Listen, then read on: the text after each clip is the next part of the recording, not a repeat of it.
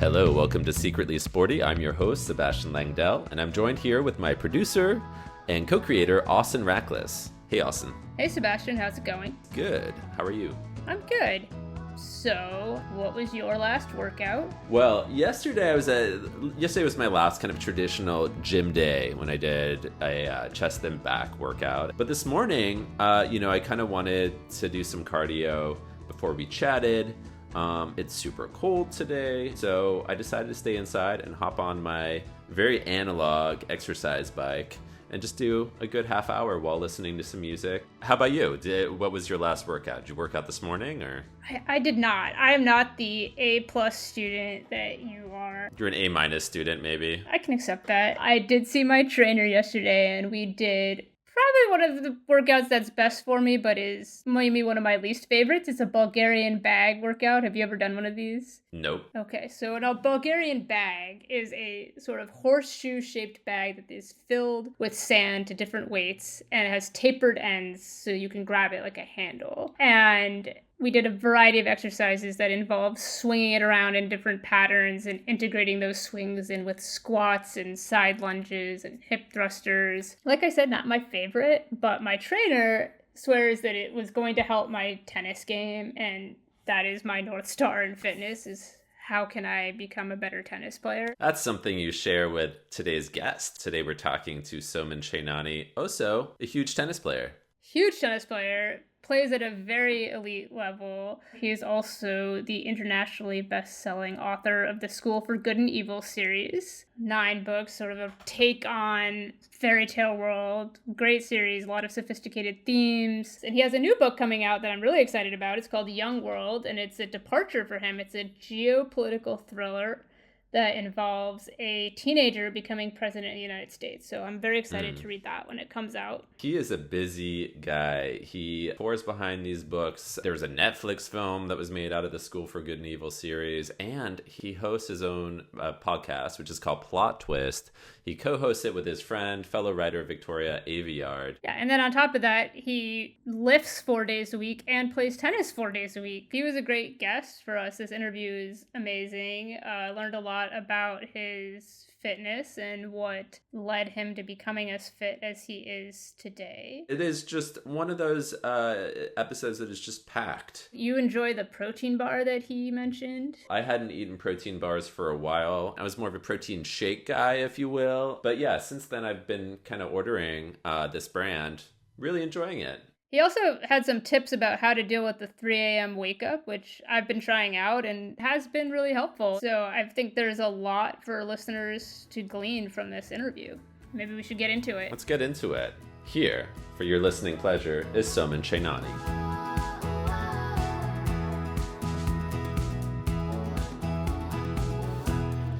Soman, thank you for being with us today. It's very nice to see you. Thanks for having me. This is going to be a fun conversation, stuff I never usually get to talk about. Yeah, we'd like to start by asking about your most recent workout and what you did and how it went. I play tennis 4 to 5 mornings a week. So I played this morning. So that would probably be considered the most recent burst of exercise. But I then train in the afternoons with a trainer 4 times a week. So my last kind of official workout in a gym was, what day is it today? So it would have been 2 days ago. And I train with an amazing trainer in New York named Ben Foster from the People's Athletic Club. So we did 3 different circuits. We did deadlift, we did pull-ups, we did, some work on the ski machine, we did some inverted rows, we did some hanging leg raises. He sort of alternates between push and pull days, and this was a pull day. The tricky part is I kind of live in multiple cities because Ben's in New York and I live in St. Louis. So I have a trainer here that I'm working with 2 to 3 weeks a month, and then Ben 1 to 2 weeks a month. They both have different approaches. I definitely get a lot of experiences with them. And then also when I'm touring, which is usually about 8 weeks a year, I have a different trainer on the road in whatever city I'm in. So in any given year, I probably train with more trainers than anybody else I can think of. Let's back up. When did this start for you, this kind of regimen? I was just a tennis player growing up. I didn't play in college or anything like that.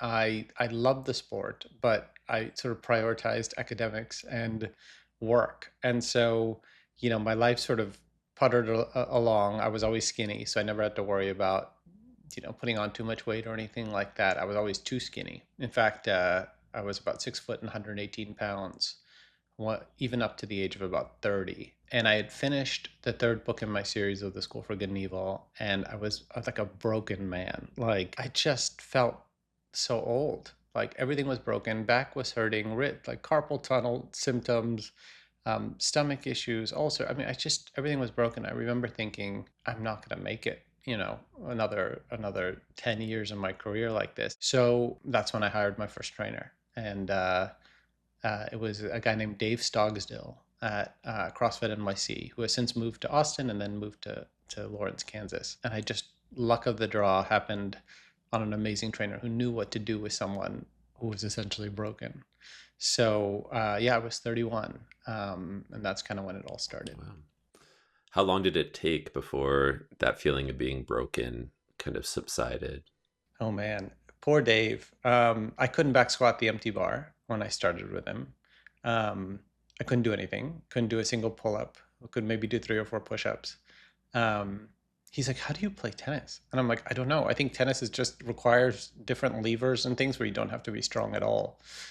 You can just kind of redirect off other people's pace and strength." And it took him a long time to figure out what the issues were. What he realized is just I was too tense. Like he almost had to be half therapist mentally and half physically.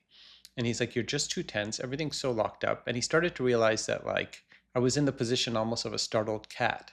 The traps were up, the tailbone was out, the stomach was sticking out. Like, I just was traumatized, essentially. And so it was a lot of work kind of deconstructing all the bad habits I built and kind of mentally relaxing me to be able to start to do things. So I worked with him for about 4 years. And then when he left for Austin, I started on the first week with Ben. And Ben was like, "You're actually a really good athlete." And I just remember Dave like slapping a palm to his head and being like, "You don't understand the work I put into this guy. And you're acting as if like this is the baseline. This is not the baseline." Like, you know?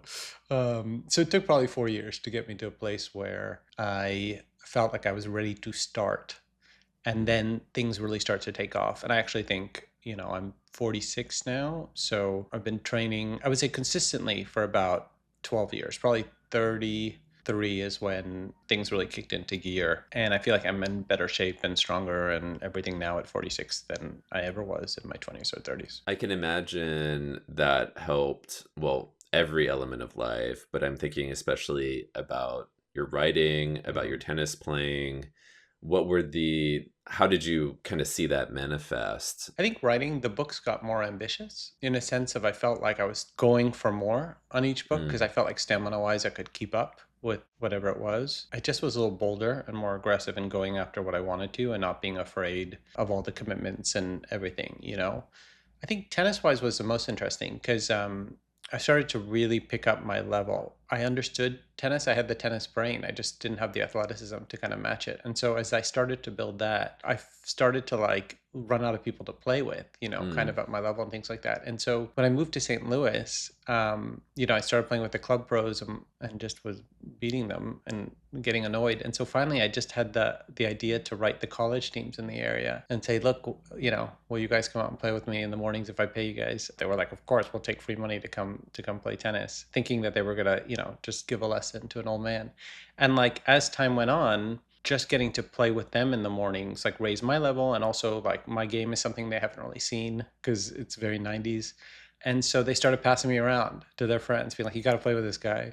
And I just became friends with all of them. I mean, in a way, like they get up early in the morning to allow me to play, and then I kind of become their therapist slash ability to have court time and work out their game away from their team, away from the pressure of their coach watching. And so it actually ends up serving everyone. So I have this group of like 8 or 10 college guys that I've played with over the last 2 or 3 years, and it's become such a big part of my life. Sometimes I've become kind of like members of their families and vice versa. That's really cool. So it's mutually beneficial, obviously. 100%. And what they do for me is insane because they keep me young.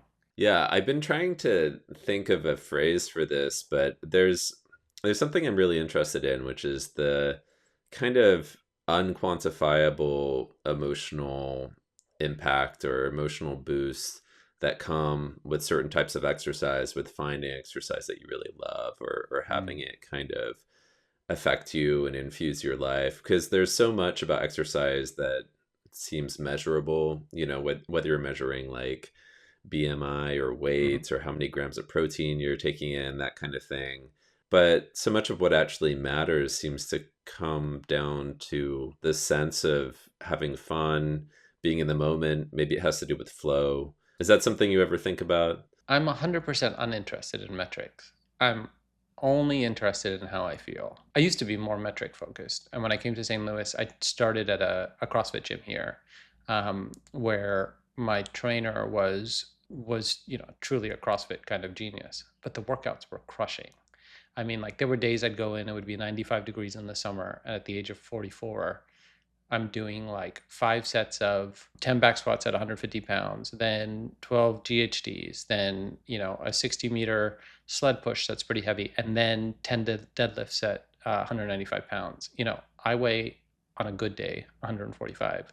So those are super heavy weights for me. So I would do them, I'd get through the workout, but I'd be crushed. Then the next day would be crushing. And it was just, I felt like my whole life revolved around CNS fatigue, central nervous Mm. system fatigue and recovery. And I just kind of went through the year in a fog. But when I started, with another trainer this year and the workout seemed much lighter, I was always complaining like, this doesn't seem hard enough. This doesn't seem hard enough. But if you measure me on a in-body test, all my numbers are better. I'm sleeping better. My Aura ring tells me everything's better. I feel better, even though I'm doing half as much as I was for those couple of years. So I've learned that doing everything by numbers and how hard your workouts are is kind of stupid. Um, Mm. you really have to go with how you feel.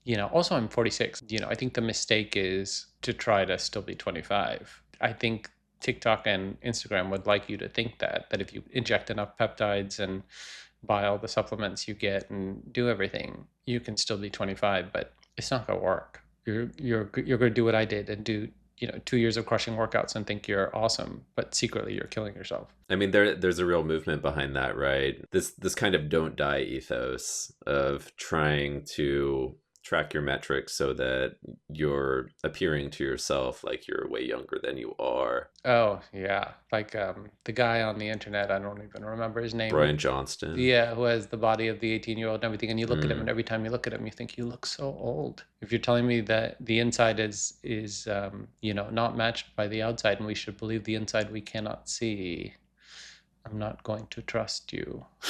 you know? What stands out to me is, so there's a documentary about him.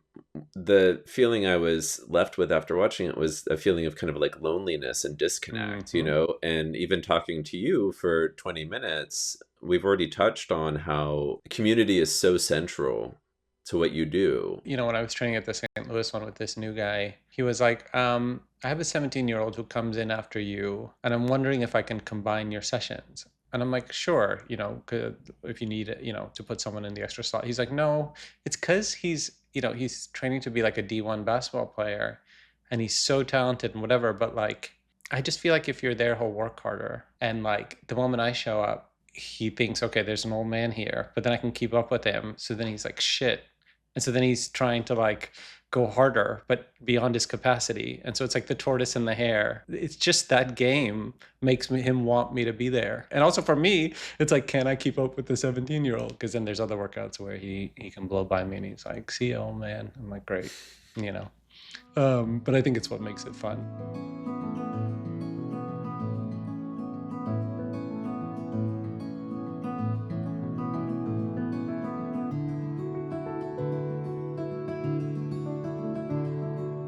What do you follow when it comes to nutrition? I tend to eat the same things. So while I'm playing tennis, halfway through, I usually have it's a specific protein bar from a company called Papa Steve's, which I'm obsessed with. So that's what I eat in the morning. I get home from tennis, eat like a kind of coconut or almond yogurt with like some cashews, pumpkin seeds, pine nuts, some granola in there, just sort of like a grab bag of stuff. And that's breakfast.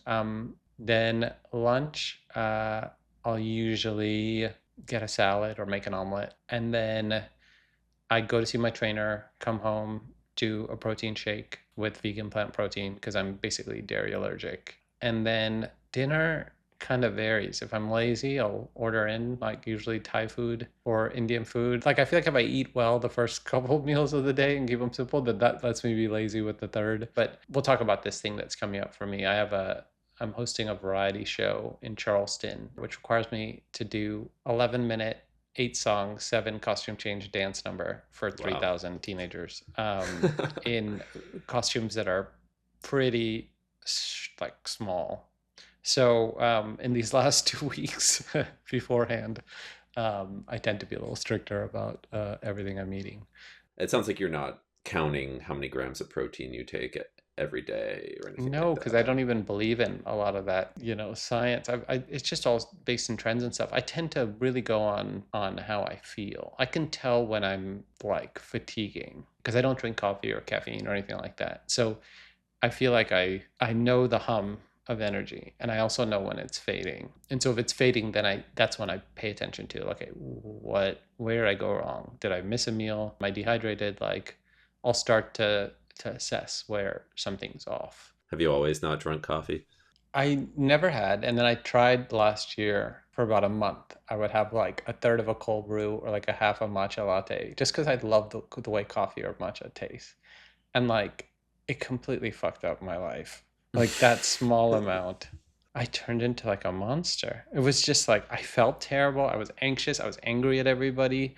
Like my heart was beating so fast all the time. So as soon as I stopped, I went back to feeling normal again. I'm like never again. Is sleep usually pretty easy for you, or does it just depend? Never have trouble falling asleep. I do have the issue of getting up at 3. Yeah, I'm in the 3 a.m. club too. I mean, I think it's just certain kinds of brains. I think like I have that's, a bigger theory on it. I think yeah. it's a modern problem. It's a phone problem. Normally, without the phone, like if I, for some reason, go through a week where I'm on a retreat or something where I'm not around my phone, I never have this problem. And everyone's like, oh, Mm. it's because you're rested or da da da. I'm like, I don't think so. I think what's happening is anytime your brain's trying to communicate to you a piece of tension, like something you forgot or something you need to deal with or someone you're mad at or whatever, you tend to reach for your phone as a distraction. Mm. And so the thing never gets dealt with. And so at 3 to 4 a.m. is the only time where your brain's like, I have his attention and we'll give it to you. So I think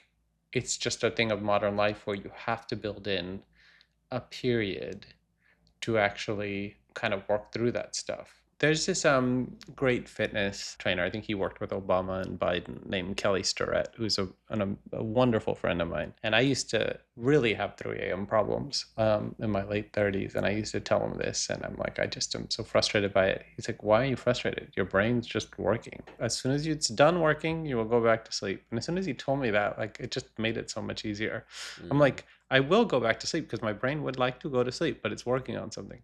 I like that. Just kind of trusting your brain has something to do. It's not your Mm-hmm. enemy. It's just working through something, and when it's done, then you'll go back to sleep and trusting that that will be the case. I like that. 100%. Sometimes you have to get rid of the layer of yourself that's trying to control everything because that's the layer that's causing problems. I try to do that in all aspects of kind of just like bodily living. Yes, when I'm writing, that part can interfere more, but otherwise, I can't make my own heartbeat, right? So why should I trust it with anything else? Yeah, So, that's true. like I can't make myself fall asleep. I can't make the blood go through my body. I can't make my own heartbeat. So I don't know anything. I'm just, the best I can do is stay out of the way and try not to screw things up. Have you ever been like a meditator or a napper during the day? Definitely not a napper. Meditator, yeah. I think I try to do 10 or 15 minutes at least once a day just to kind Mm. of clear through stuff. I almost use the phrase of like dropping your kid off at school, only in this case the kid is you. That's how I think of meditation. There's nothing to do. You're just sort of dropping yourself off to be cleaned. A little car wash for your brain. Mm-hmm. I was trained in transcendental meditation, and so I'll do that sometimes. I not really on schedule the way you're meant to, twice a day, morning and night. Yeah, yeah, But yeah. that helps with the car wash aspect Mm-hmm. sometimes. But you don't need to do TM. It can be any kind of meditation, I think helps. Yeah, I think even just understanding that your brain needs a car wash can actually be meditation yourself. Like sometimes when I'm playing tennis, it's like just understanding of like, okay, like things are gonna come up, like we're in the shower, like as your brain's working through stuff, you know? Yeah. Are there supplements that you swear by? I take so many, and I swear to God, I probably take like 30 a day, and I can tell you that if I don't take them for a week, I feel exactly the same. So Okay. I don't know what to tell you. I don't think anything works. I mean, I do think that like I'm a natural sweater. Like I tend to sweat a lot when I play and everything like that. So I think potassium is important, and magnesium before bed I think is really helpful. And then Mm. vitamin D, I think if I don't take regularly, I'll start to feel an energy dip. Everything else, I'm not sure if it's doing anything. Is it a certain kind of magnesium that you take before sleep? The one I'm on right now is by, I think, Life Extension. I've taken that one before too, the life extension Neuromag. More recently, I've been doing like extended release ones Mm-hmm. like Slow Mag for that 3 a.m. issue, you know. Does it work? I don't know. I still wake up at I still 3 wake a.m. up It at doesn't work that. every time. Nothing, I haven't found anything that works every No, because your time. brain Yeah. needs to get it out. Like I don't know if you want it to work. I think the thing is like you still need that hour.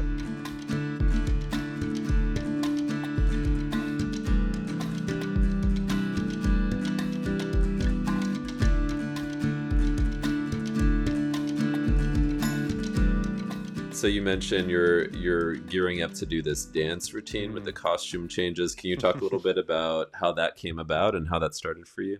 Yeah, I went to this. There's one of the biggest book festivals in the country. It's called Y'all Fest in South Carolina, and they have a closing show, which is in this huge, gorgeous theater in Charleston called the Charleston Music Hall. This historic music hall. And I went to the first show, and oh man, was this show bad! It was put together so poorly. It's like 40 authors in this variety show, kind of thrown together at the last second. No one's prepared. Everything's terrible.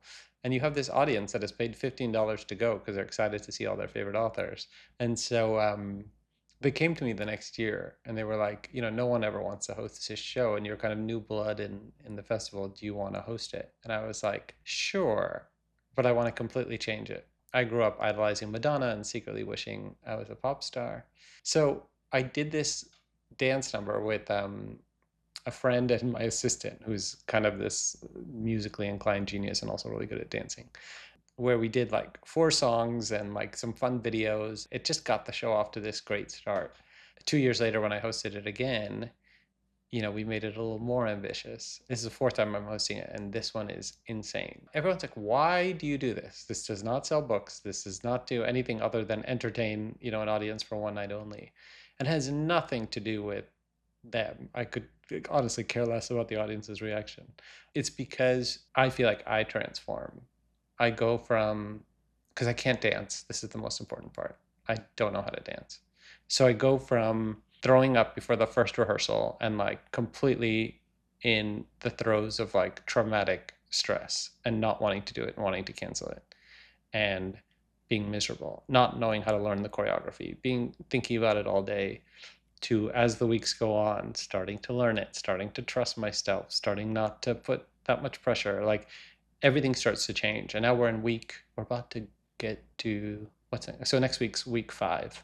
And it's just trying to feel like, oh, now I can have some fun with it. Now I can feel like a kid again when I'm doing it. Now, like, I just feel like it's become this really like healing process, even though it's a lot of work and consumes my life for 6 weeks. Uh, Ends up being like enormously useful. And during those 6 weeks, my trainer notices it because my body suddenly is a lot looser. And then in tennis, my footwork tends to be kind of awesome for Mm. 6 weeks. So it kind of shows up everywhere else. So I think it's just become this thing I do every 2 years to somehow get in touch with some part of myself that I don't know how to access otherwise.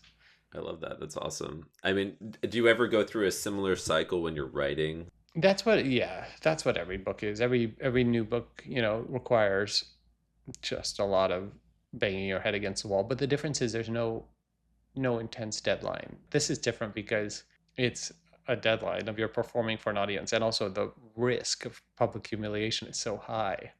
So I think there's just something about the riskiness of it that I actually like, because things happen. The first time we ever did it, on the first move of the first dance, I slid my shoe across the floor and the shoe flew into the audience. And so I had to do the whole thing in my socks. There's this theatricality element of it and the suddenness of it that I kind of love. Is there a kind of fitness memory that you can put your finger on that's especially euphoric? Mm, that's such a good question. I don't know if there, I think sometimes when you have like a really crushing workout, like, those insane ones with heavy deadlifts and heavy squats and things like that, and you just make it through the end. There is some degree of euphoria at the end of it, which is why I think it's so addictive, even though the recovery can kind of knock you flat.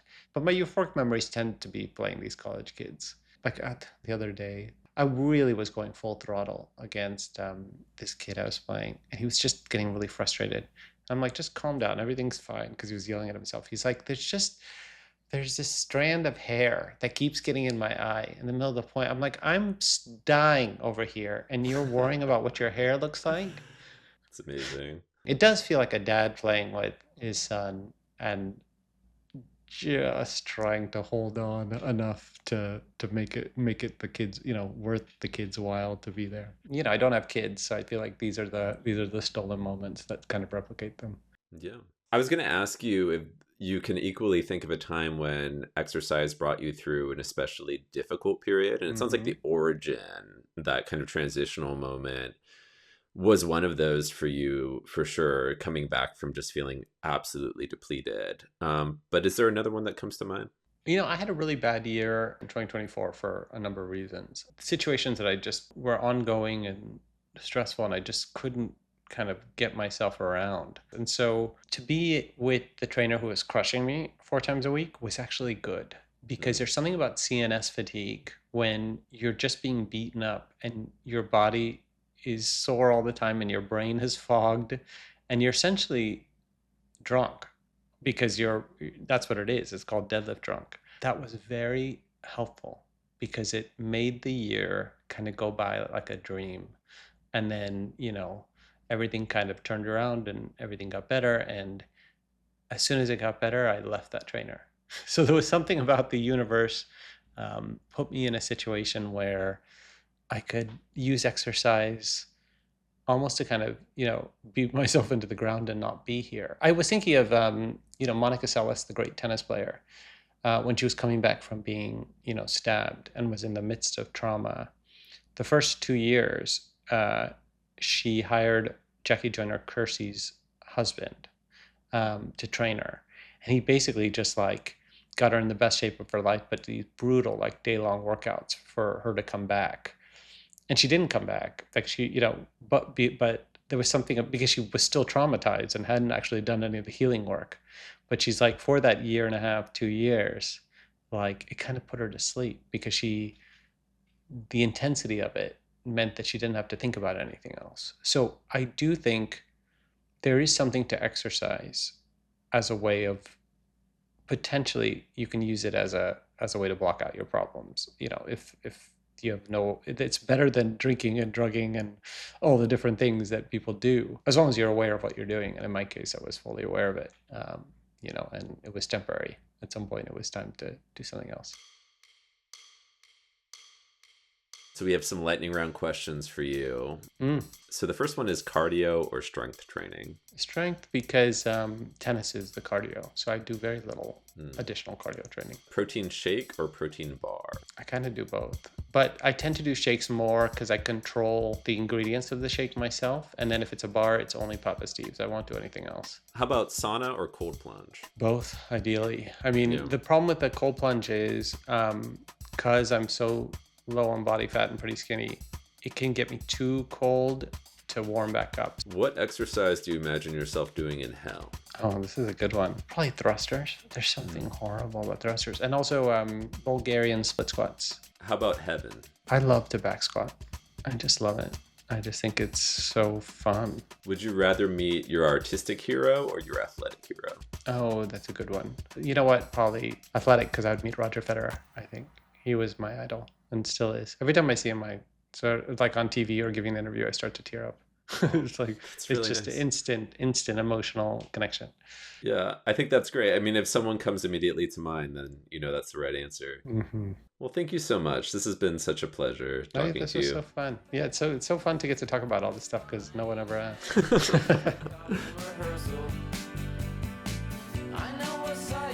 Please join us for our next episode when the novelist Aro Kwan shares how she uses climbing to keep her anxiety at bay, her vampiric hours, and how she achieves flow states in the gym and at her desk through music.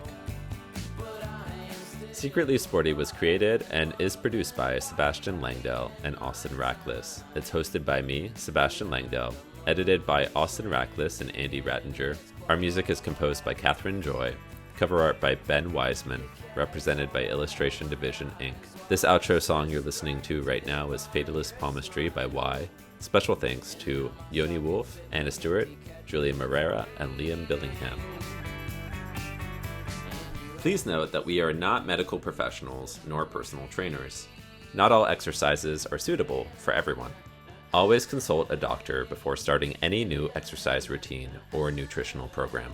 The views expressed in this show are those of the show's creators or the guests, and not those of any other entity or institution. But you think